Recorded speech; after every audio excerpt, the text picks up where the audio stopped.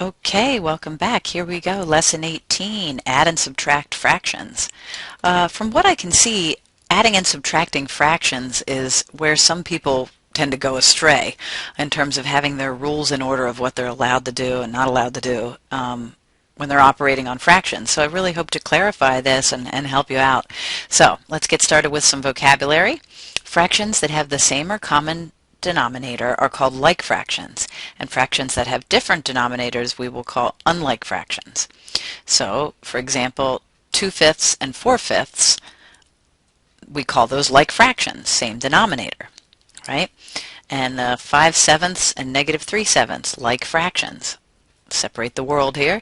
Unlike fractions, 2/3 and 3/4, because of different denominators. 5/6 and 5/12, different denominators. So, something that we know is to add or subtract like fractions. I have a little sort of bubble here for you to bear in mind, is not bad. So if you have a over b plus c over b, that's a plus c all over b. You keep the same denominator. For example, and I have a little example for us to do together over here, 18/26 minus 4/26 is just 18 minus 4 all over 26, which is clearly 14 over 26. But I have a little hint here. Don't forget to write your answer in simplest form. If it is not in simplest form, you just divide out all common factors larger than 1. So just kind of look at the numbers 14 and 26 and say, gee, what do they have in common? Well, 2. 2 goes into both of those numbers, right? Because they're both even. So you say, okay, I'm going to divide the top by 2 and the bottom by 2. So you're dividing by the common factor of 2. So then you would arrive at 7 over 13, and that would be simplest form. Okay? So this, long story short, this ends up being 7 over 13 when you reduce it. Okay? So I'll just kind of hover the answer over here. All right, so again, when you're adding fractions, or subtracting fractions for that matter, that have the same denominator, you just keep that denominator and sort of travel straight across on the numerators, like 18 minus 4 would have been 14 over 26. So I hope you're looking at that and thinking, okay, that wasn't too bad. Let's try again. Here's a longer one. All have the same denominator. So note to self, same denominators. Life is good. I always say life is good when you have the same denominators. It's not as much work, right? So that means we can sort of zoop, travel straight across on the numerators. And you can even write, if you like, 3 minus 5 plus 2 minus 6 all over that denominator of 8. And then you just kind of crunch that out in your mind, and I'll talk that through. 3 minus 5 is -2. Plus 2 brings me to 0, minus 6. Okay, well, that's going to bring me to -6 all over 8. But again, when I arrive here, I have to ask myself, can I reduce? Yes, I can. There's a common factor. So -6/8, if I divide the top by 2, I divide the bottom by 2, common factor of 2, then I'm going to arrive at -3/4. And by the way, if you float your negative out front, so if you say -3/4, or if you say -3 all over 4, they're the same thing. So you can float your negative out front of the entire fraction, or you can put it in the numerator. That's just a style thing. Okay? Hope that helps. So when the denominator's the same, life is good. We just travel straight across on the numerators and gather what we're left with after those operations and reduce if need be. All right. Let's look at the next slide. And that was my reminder. I just gave you that reminder on negative fractions. If you float your negative in the numerator, you float your negative in the denominator, or you just float your negative out front of the entire fraction, those are all synonymous. So negative signs can reside in any of those three places. Okay? That was just a brief reminder on that. To add or subtract fractions, though, that have unlike or different denominators, we write the fractions as equivalent fractions with a common denominator. And you try to find the common denominator, so you have to be able to identify the least common multiple of the denominators to do that. So let's take a look. If you look at 12 and 18 and the LCD, the least common, or the LCM, the least common multiple, doesn't instantaneously pop in your head, you can do the prime factorization for 12, the prime factorization for 18, and then notice you gather the most amount of, let's see, the greatest number of 2's, the greatest number of 3's that appear in those prime factorizations. So this has 2 2's, this only has 1 2. I took the most amount of 2's that either guy has in their prime factorization. This guy has 1 3, this guy has 2 3's. I took the most amount of 3's that either has in their prime factorization. And I just multiply that out, and I got the LCD. I know that when you read that kind of thing in a book, it doesn't make sense. So let's try this in real time together. Here we go. Do a prime tree for 16 because we're trying to find the least common multiple here for 16 and 20. So prime tree for 16, prime tree for 20. 16 breaks into 4 and 4, and that's clearly going to break down into a product of 2's, right? 2 times 2 times 2 times 2. 20 really means 5 times 4. 5's prime, I'll circle it. 4 breaks into 2 times 2. All right, now let's try to apply this whole business about the most, right?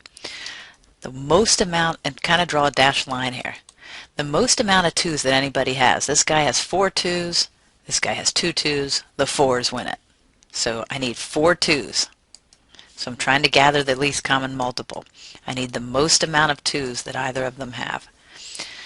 And so this 16 doesn't have any 5's in its prime factorization, but 20 has a 5, so we're going to need that 5. And that's it.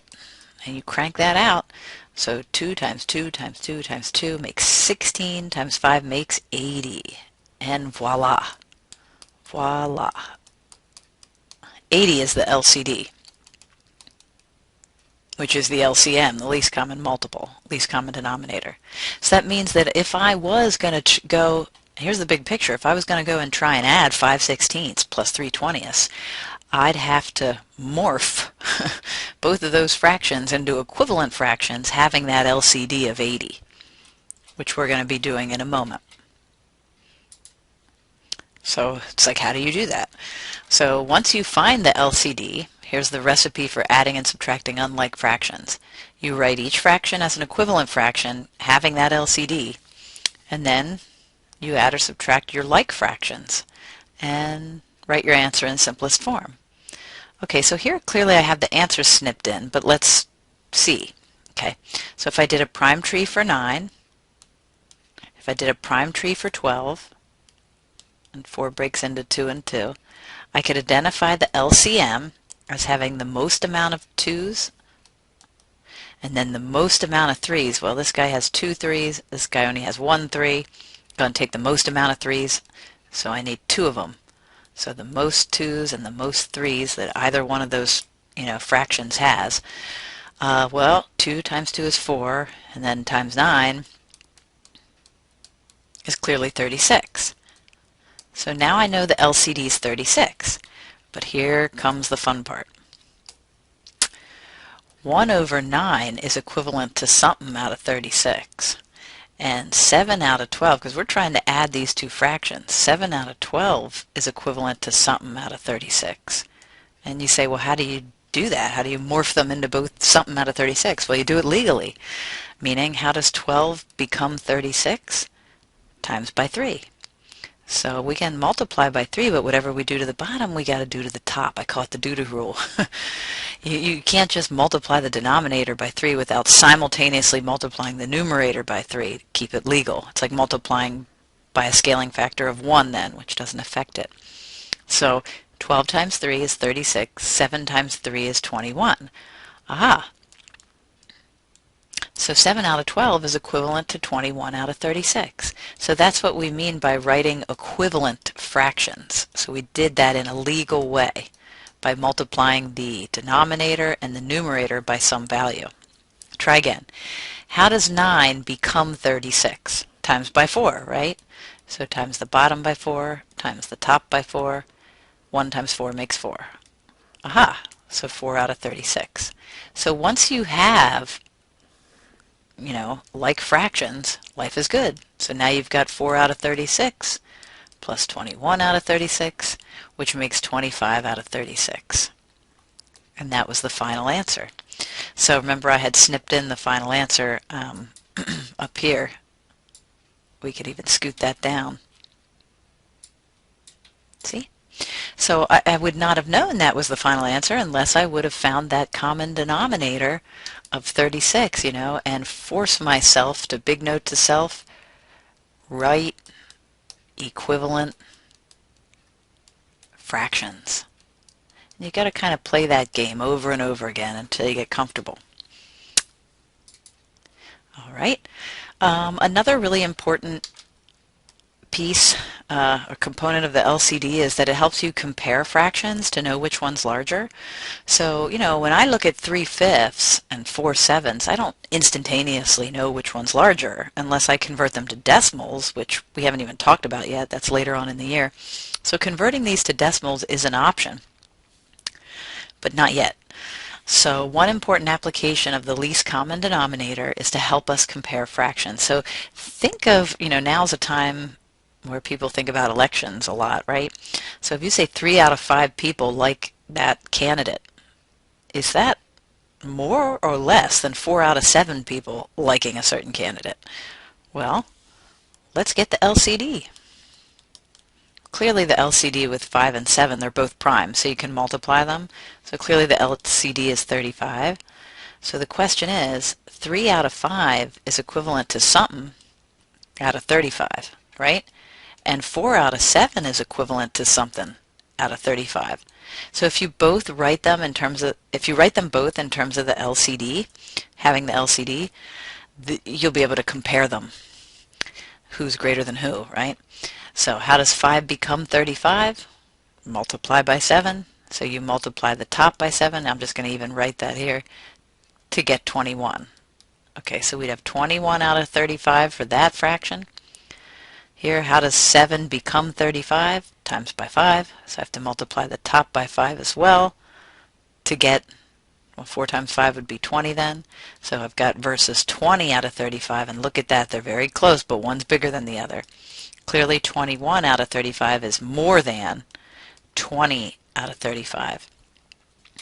And so that tells us then that 3/5 is more than 4/7. And what's neat is in our near future we're going to be getting decimal equivalents to these. And you say, oh yeah, this decimal is larger than this decimal. But we haven't talked about decimals yet, so let's just hold off on that. Okay? So the final symbol there, when you say insert a less than or greater than symbol to make the sentence true, the final answer to that was that 3/5 ended up being greater than. And until you get comfortable with those symbols, you can even write the words is greater than 4/7. Okay, hope that helps. And I believe this is our final. Actually, I don't want this podcast to be too long, so I'm going to cut this one right here at this notion of comparing fractions, and I will do this next evaluating expressions. I'll do that on another video. So we'll have part 1 and part 2 of the notes. Okay, good luck out there.